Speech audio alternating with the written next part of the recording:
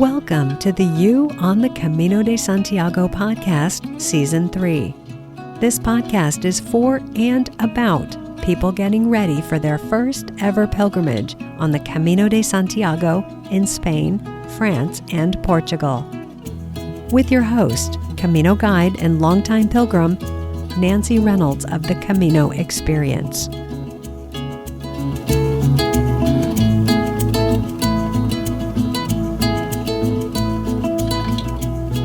Hello, and thank you for tuning into the podcast. Glad you're here. This is Nancy, back again with another After the Camino episode. This time we will be hearing from Laura, who's from close to Chicago in the U.S.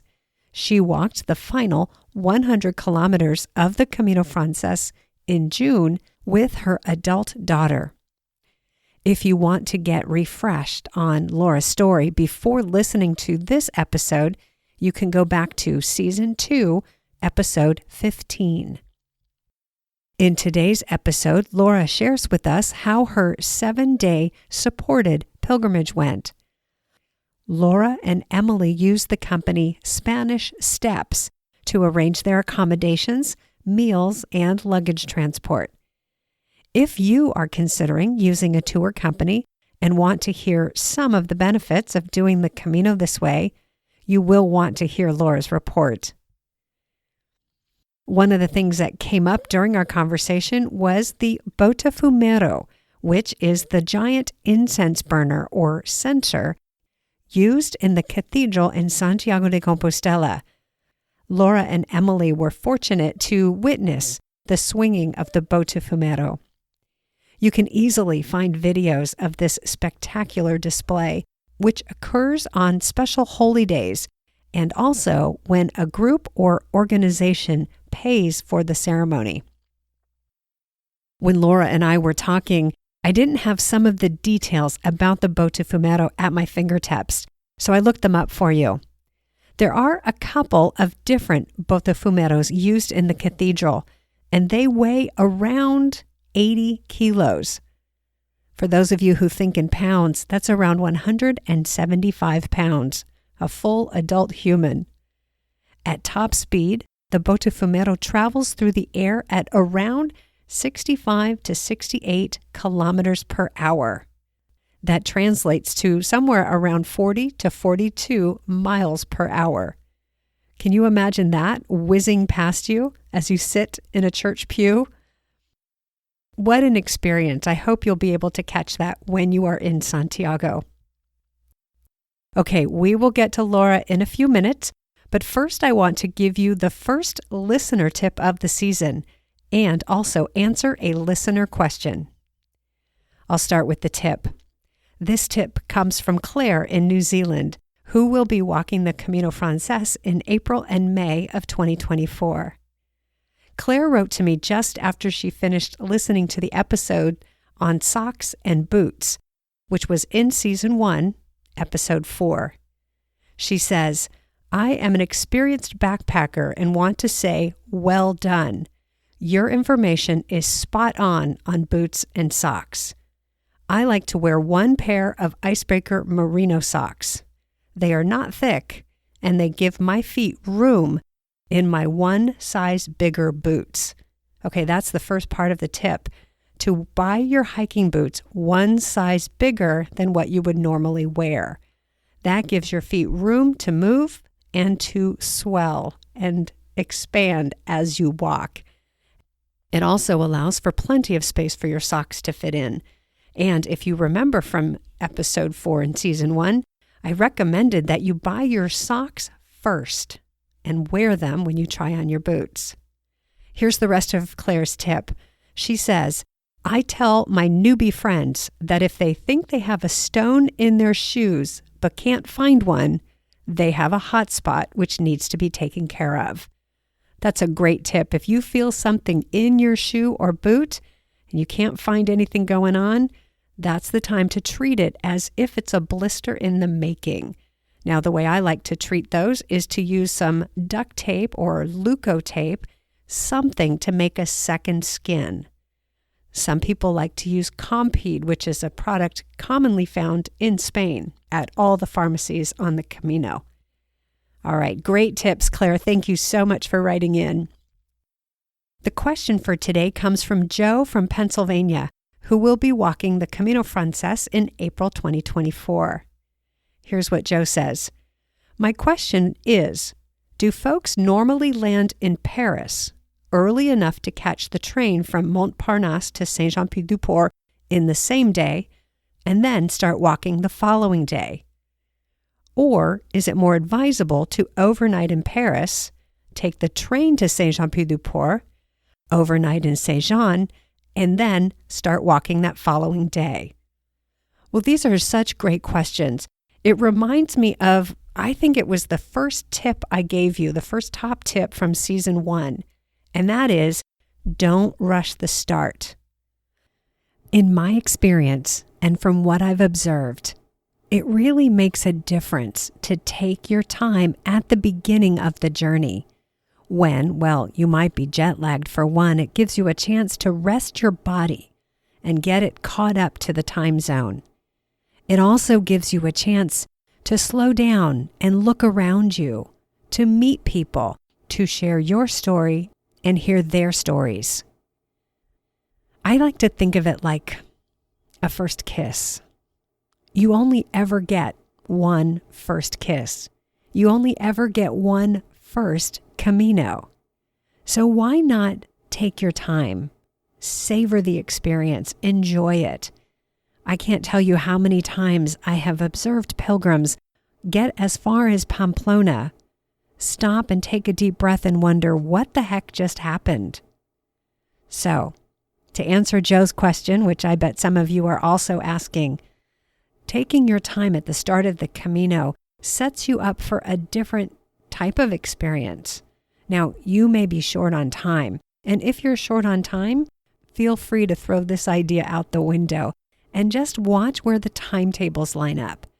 This is the other component to that. Sometimes the connecting timetables of the flights and the trains that get you to the south of France don't line up with your incoming European flight.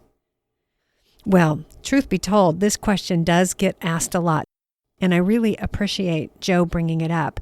It's such an important question that I have included it in the Camino Francés Getting Started audio guide that I'm going to be launching this week to my email list. So if you're interested in the audio guide, I'd like to make sure that you are on my email list so that you can get the first notifications for that. So I'll be launching the audio guide on Thursday, August 3rd with a special offer. And if you'd like to receive that special offer, just make sure you've signed up for my email list by the end of the day on Tuesday, August 1st. How do you do that? Well, it's really easy. There's a link in the show notes that you can follow to sign up. You can also go to my website, thecaminoexperience.com. That will put you on my email list. It will also cue my system to send you my free top 10 Camino tips that don't usually show up on the top 10 lists. And then a few days after you get the top 10 list, you will also get my Camino planning roadmap. Okay, now why am I launching this audio guide this week? Well, the reason is I just almost can't believe this. August 2nd is the 1-year anniversary of when I launched this podcast last year on August 2nd, 2022. And I love anniversaries. I love to mark time. I really love to honor and acknowledge when something good happens. And from what I'm hearing from my listeners, this podcast is something good. I'm hearing from my listeners that it's really helping you get ready for your Caminos. And that is the greatest feedback I can possibly get. So let me say again, thank you for tuning into this podcast. You are the reason I'm here. And I love sharing in your Camino journey. So now let's hear from Laura. Hey, this is Nancy. I'm here with Laura, who was a guest in season 2, episode 15, and she was getting ready to walk the Camino And she's back again to tell us about her trip and share her experiences. So, hi, Laura. Hello, Nancy. I can feel your enthusiasm already. It was wonderful. Ah, all right. Well, we're going to get to all the details, the good, the bad, and the ugly, if there was any. But let's start by doing what I always like to do: put the pin in the map, and let's remind our listeners where you walked from and to, and when, how long you took, and who you walked with. Okay. So my daughter and I started in SARRIA, and we were with a group, and it was a small group. There was one other couple from Canada who were about my age. And then it was kind of serendipitous that probably 2 weeks before we left, a woman around my daughter's age joined the group. She had wanted to do something, and job opportunities and things changed. And so she jumped on it. So it was really kind of perfect because, I had some people around my age, and then she had a person around her age, which was fun. But we all blended very well. So we all met in Lugo, and then we were taken by van to start in SARRIA, and then we walked together to Santiago with accommodations set up along the way. So we would walk most of the day and at our pace, have a nice lunch. And then we walked, I guess we were gone for 7 days. So we walked for 7 days. 7 days. So you walked SARRIA to Santiago, which is about 115 kilometers in 7 stages, 7 days. Mm-hmm. Okay. And I just want to refresh everyone's memory. You used a company to coordinate everything. Yeah. Yes. Yes. Okay. You want to tell us about that? Yes, it was wonderful. We had 2 guides, Monica and Sophie, and Monica was Spanish and Sophie was from Belgium. So they stayed with us. They walked, either one took the van ahead of time and one would walk with us, it was just a wonderful way because they really wanted everyone to make it their, as they said, it's your Camino. So they encouraged people to walk by themselves, different combinations, stop when you want to, have a coffee when you want to. We did all meet up at lunch, but sometimes that meant somebody was waiting, got ahead and they were waiting for lunch or for the other people to join them. So I highly recommend, if it's really nice to take a lot of the planning out of it so you can really focus on walking, and they know the best place to get food. You don't have to do lots of, all the research. I learned so much history and experience things that I probably would go into a town and I wouldn't have found them, found that charming little church to go into and have somebody explain the meaning of this church or cemetery. So it was wonderful. That's fantastic. So many people, when they decide to walk the Camino, they look at what's involved to get going and to get started. And it can be really daunting to look at the many tasks that you have to work through. The to-do list is enormous. And even if you hire a company to take care of some of those things, you still have a to-do list to get yourself to the Camino. So I love that. I love that you identified what would make this doable and enjoyable for you. Mm-hmm. And, even my daughter, who's obviously quite a bit younger than me, she actually liked it too. She liked that because she felt like she could just focus on walking and we didn't have to take a lot of the trial and error. Where should we eat lunch? the other thing that was really nice is they broke out like the mileage to do each day. And where I think when you look at sheer kilometers, you don't know that journey, 10 kilometers flat as opposed to 10 kilometers uphill is going to be very different. So they chunk it out where it's a nice way to do it. Okay. So I think what you're saying is you might have a longer day and then a shorter day. Mm-hmm. They've chosen those distances based on the terrain you'll be walking on, Yes. sort of to make it a balanced 7 days. Yes. Yeah. Boy, insider information is really cool. And the other thing they did, which I thought was great, is we were going to be walking into Santiago on a Friday. And we wanted to go to the Pilgrim's Mass. And so we walked a longer day on Thursday. So then Friday, we got up and we only did 5 kilometers. We actually all wore our Tiva sandals. We didn't even wear our walking shoes. And we walked into Santiago like fresh. And then we went to the Pilgrim's Mass. And it was just such like we had energy. And we could really take it in. And we didn't feel like, at the end of the day, being tired. Like we really could just enjoy it and felt fresh. So I thought that was a wonderful way to do it.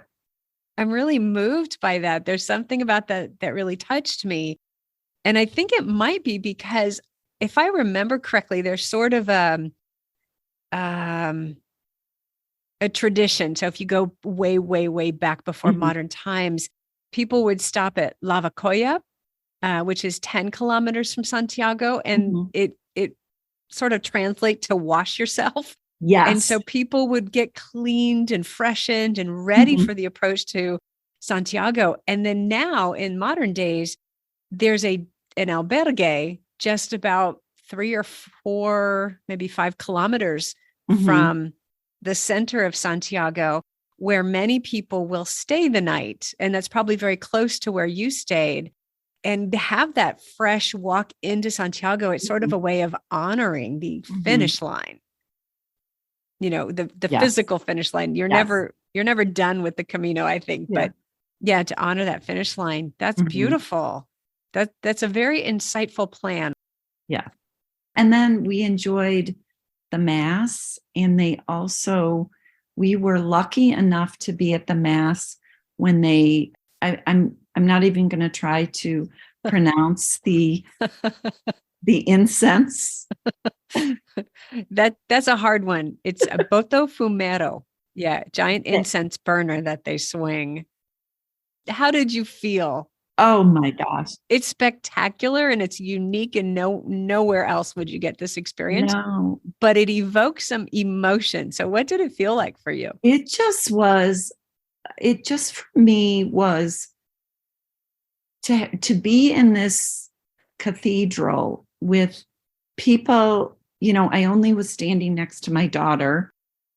This man next to me shared this little corner of a pillar that we were kind of balancing on, and to have just the respect of, and I'm sure a lot of those people in the cathedral weren't Christian, they weren't Catholic nor even Christian, but to have the honor of something, and everyone was so respectful and in just awe of the tradition. Yeah.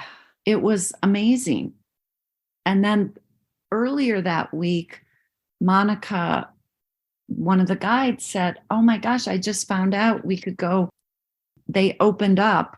We can go in to hug St. James." So we were able to go in, which I didn't realize was such that sometimes it's closed. Like they closed it because of the pandemic. Wow, what incredible timing. Yes. For anyone who doesn't know, who's listening in, there's a statue of St. James. It's sort of like a bust. It's a beautiful statue behind the altar. And you are able to queue up to walk up to it and hug the saint. And it's a long, I mean, I'm getting emotional just talking about it because I remember when I did it on my first Camino. And even for someone like me who's not Catholic, and St. James didn't have a particular significance, but to sort of feel the history and the legend and the significance of St. James holding the space in this cathedral, it's a significant moment to go up and hug the statue of the saint. Yeah. So I'm sorry, I just totally stole your limelight. Yeah. Tell me what was your experience like? I just was in awe of how respectful people are, and they queue up and there's no pushing, there's no, just like you said, the history. And I know I'm repeating myself, but I guess I'm a kind of speechless that all these people come from all over the world, and there were all ages of people that they come to this one city and honor something and the history. It's just incredible. And we were standing, so a friend of mine who had walked like maybe a month before, he told me, he said, sit on either side of the cathedral, on either side. Don't sit in the main, which is usually when you go into a church, or you want to sit in the main, you want to see the altar, you want to see the priests. Yeah. I took that. I'm like, okay, well, all the listeners, if you get to the Pilgrim's Mass, sit on either side, because then you can see the incense, because otherwise it will you don't see the impact of that. And then we were sitting on the side where the actual men come out who are going to hoist the incense. So that was wonderful to see that happening, behind the scenes of what was going on. And then I guess there were some reserved seats that people were trying to sit in, but I think it was the people who maybe had paid, because I guess you can pay to have it be at the, I don't even know what you call it, to be used at the cathedral. So they got to sit there. So it was wonderful. If you don't mind, I'll fill in some of the details here. Yeah, because when we talk about it after the fact, there's all this emotion, and I was there and it was amazing, and you got to sit here, and yeah, and it's just, I mean, and the nun was singing and the organ was playing, and I mean, when I go now, all I have to do is be in the cathedral when it's happening, and I just start crying from such deep emotion from the early memories. So cathedrals are built in the shape of a cross, right? So the altar is where the long part of the cross and the short part of the cross meet. That's the heart of the cathedral. That's the where the altar is located. And usually when we enter a church, we enter at the back, which would be the base of the cross, and we walk up the center aisle and we find a seat, and we're facing the altar. What you're describing is the short ends of the cross on the sides. And so when you're in the cathedral, if you sit on those short sides, that's the trajectory of the Botafumeiro, is it swings along that short end of the cross, if we imagine it as a cross. And with the incense burner in the middle at the very heart, and there's the one man who goes up and starts it, he grabs it and gets it going. And then I think my favorite moment is at the end when he stops it, because it's like, it's still moving, and he grabs on and makes it stop. Yeah. And then the men, I think it's 6 or 7 men who pull on the ropes to make it swing. I don't remember any of the details. I'll try to find the details so that I can put them in the show notes of how heavy the Botafumeiro is, how fast it moves. It's spectacular. It's a spectacle. That's what it is. Yes. It's just spectacular. Did you notice that everybody had their phones out and were recording it? Yes. Yeah. And all I did was I just kept looking up because it goes all the way. It's parallel to the ceiling. So it is like kind of a half circle, the swing. Exactly. It's like a swing. If you imagine a child on a swing, Yes. when it goes up to the high point and it looks like, oh, they're going to fall off this swing, and they don't. It's that moment where it's suspended in midair for a moment, and then it swings back to the other side and it's suspended in midair for a moment. Yeah, it's really very spectacular. How wonderful that you got to experience that. Yeah, that was great. Wow. You got me moved. Wow. Okay. So you saw that. Mm-hmm. Oh, you know what? I also wanted to mention, you talked about how some people can pay to have it swung, for lack of a better way of saying it. That is accurate. And you can contact the cathedral office in Santiago by email. It costs 500 euros to pay to have that done, to have that ceremony done. And so if you are traveling with a group and it's worth it to you, if you have 10 people who are each willing to pay 50 euros, you could pay to have that ceremony done. Yeah. Yes. And I think I've learned that from my daughter, because her friend of hers did it in May and went with a bigger group from, I think it might have been from her parish or something. And they did that. And that's how I found out about it. Okay. So we figured there was some bigger group that was doing it. So we got to benefit from that. So, and that happens all pretty often. There are a set number of holidays and special religious days that they do the ceremony when nobody pays. And those are listed on the website of the Pilgrim's office in Santiago. I'll have the link for that in the show notes. Other than that, you just hope that somebody has paid for it. Yeah. And then I always get there super early because I want to sit in the front row. Yeah. Because it's really exhilarating to have that thing go flying past you. And that moment when you wonder if the rope's going to hold. But it's beautiful. Yeah. And all the pilgrims are there. I ask about the smartphones because my thought is I can watch a video on it on YouTube with no problem. But to be present in that moment and to be watching it like you did with my very own eyes, rather than through a screen, is just incredible. So I've never recorded it. It's amazing. Beautiful experience. Okay. Tell me more. Oh, it just kind of was just a wonderful mixture, just the entire trip of physical challenge, cultural, social. I met people. We stayed in very unique accommodations, wonderful. The food was good.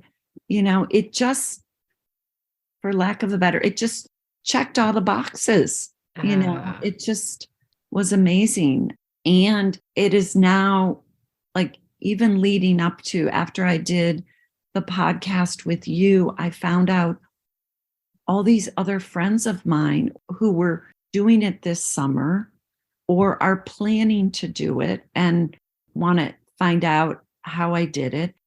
I found out that my friend who did a different route, he ended up having the same guide as we did.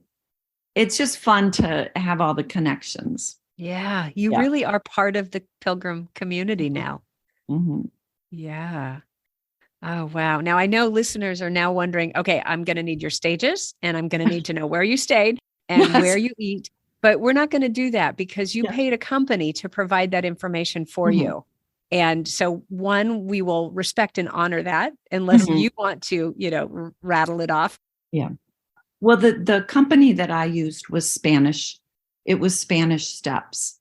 And I just highly recommend that their experience. In fact, we were walking into this one town, my daughter and I, and Monica had told us we were going to go to this great place for lunch. And it was to the left.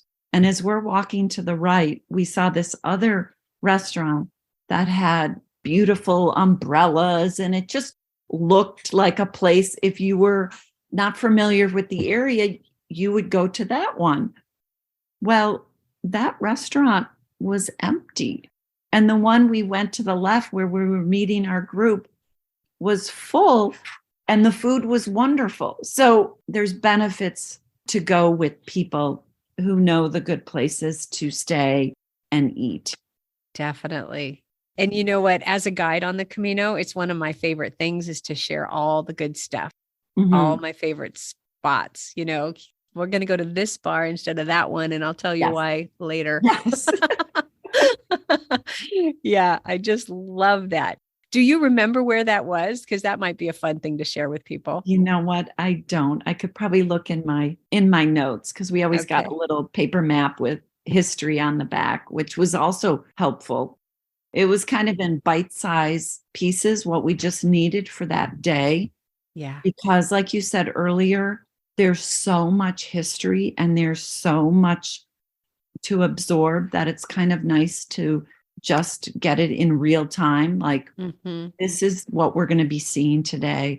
This is church we're going to go into, or the cemetery, or the cross, or something, you know, or the runes, like the Celtic runes we're going to see, instead of getting it all at once for the whole week. It's like a curated exhibit. It's specifically for what you need. Yeah. And that's really a benefit of doing it the way that you did it. You have the energy to digest that and to focus on that without having to worry about the other things and arranging meals and arranging places to stay and carrying your backpack. They're completely different experiences, all valid. But what I can see, if I wanted to pull out the gold nugget in what you got, is you said it earlier, you really got to focus on what you wanted to focus on. And I think that's an important point for any first-time pilgrim, is to think ahead of time, not when you're on the trail, but think beforehand. What kind of trip do you want? What kind of experience are you longing for? What are you after? Yeah. And especially on your first Camino, because you only get one first Camino. That excitement and anticipation, it will never again be the same. So if you went and walked the Camino again or walked another route, you'll never again get a first one. Yeah. Do you think you might walk the Camino again? Yes, I definitely would like to. And I'm just wondering what route, but I think I would like to do, you know, some of the shorter. And then I liked really treating it like a vacation. I felt rested. I felt energized. Doing it for a week and then feeling good about it. So Spanish Steps offers other walking tours. They do one that you start I think you might start in Siena in Italy and end up in Rome. Ooh. I know. Oh, let's do that. So it's definitely prompted me to look at some other experiences. So fantastic. Yeah. In our first conversation, that was in season 2, you mentioned that you are part of the Catholic tradition. Yes. And that there was a religious component to this for you. Would you talk about that a little bit and how that played out? It brought me just more faith, it just felt more honor. Being in Santiago, there are many convents. You know, we actually stayed in a hotel that had been a monastery, but part of the monastery is still, it's only part is the hotel. So we could hear at breakfast, we could hear chanting. Oh. That was unbelievable. And then there's a convent that sells cookies. Do you know about the convent right behind the cathedral? I know of it, but would you believe, in all my years, I've never been there. There's no signs, and you just kind of look for an open door and you go in and you just ring a bell, and this cute little nun opens up this wooden slider, and I bought a box of these wonderful almond cookies. But take your cash. No Apple Pay, no credit card. You need cash. Cash only. And it was really funny being when my daughter and I were there was a group of about 5 Spanish young guys, probably 20s, 30s. And I think they were trying to do it, but they didn't have euros. And I almost just gave them some euros so they could have the experience of buying. How much cash do we need to have on hand? Do we need to have 10, 20? I think it was maybe 10 euros. Okay. 10 or 12. All right. So make sure you've got a 20 in your wallet when you go, and that should cover your cookies. Yes. Yeah. I love it. Yeah. After so many years on the Camino, I started going in 2005 and have been just about every year, but there still are things I haven't done and seen and experienced. And it reminds me that there's such depth to this experience and breadth to the Camino itself, the physical part of the Camino, the history of the Camino, the experiences of it, that it could take a lifetime to find and experience everything. And one of the things that hits hard for some people is the fear of missing out. I went to Santiago and I didn't see that, or I didn't get to do that. Yeah. There's a shadow pilgrim. Did you see the shadow pilgrim when you were there? I don't know. It's behind the cathedral as well in one of the plazas. And the way that the lights at night hit a particular post, it looks like the shadow of a pilgrim. And I've never seen it. I've seen photos, but I've never seen it. And I think of it like, if you're familiar with the Trevi Fountain in Rome, they say the tradition is you put your back to the fountain and you throw a coin over your shoulder into the fountain, and that ensures you will always return to Rome. And I think of these things like my Trevi Fountain. I'm not doing them to ensure I always go back. So I'll never not get back to the Camino. There's so much there. Yeah. Now, one tip, there is a tourist information office in Santiago that could probably help you find that door, is what I'm thinking. And that's what I'm going to do the next time I go, is go to the tourist information office, get a map of the city and say, where's that? Yeah. They can help you find it. Yeah. Excellent. All right. Now, one of the things you said in your first interview was that you were really looking forward to traveling with Emily, and that you have traveled with her before and it's been a great experience. Anything else you'd like to share with us about how that went, traveling with Emily? Yes, it was great. We had funny stories. One of the young girl, Lauren, who was my daughter's age, she started every night. At dinner, we would kind of recap the day. Everyone went around and said, what was your rose? What was your thorn? And what were you looking forward to? And it could be something very, very simple, or something you didn't plan to do. So I remember one day, there were probably 2 physically challenging days, but we always did legs up on the wall. And so we were in our hotel on opposite walls, laying there just talking, and she was just filling me in on things that were going on in her life and her friends. And so we got along great. Probably the second day, I get up, I love to chat in the morning. Finally, like the second day, she goes, Mom, no talking before coffee. So I said, okay. But in a very sweet, a sweet way. So it was good. She was a trooper and had a lot of fun and really enjoyed it. It's great. So it was good. Great. Yeah, very good. So if I sat down with Emily and asked her about the experience, what do you think she would say?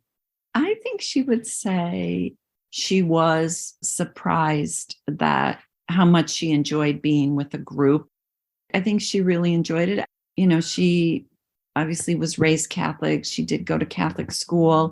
So I think that kind of opened up some spiritual doors for her. I think she really, really enjoyed the Pilgrim's Mass and hugging St. James. I mean, that she was definitely into all of that and wanted to kind of explore the cathedral. And one night we had a drink at the hotel, the hotel right on the square.